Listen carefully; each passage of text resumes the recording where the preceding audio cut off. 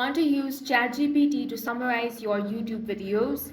In this video, I will guide you step by step on how you can do that. First of all, open up any web browser and head over to chatgpt.com. Make sure to log into your account.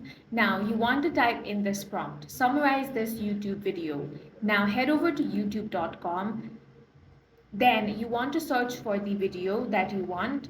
Now you simply want to copy the URL, or you can click on the share option and then copy it from here as well. Now go over to ChatGPT and paste the URL and press enter. As you can see, the video itself has appeared here, and down below is the breakdown of the video.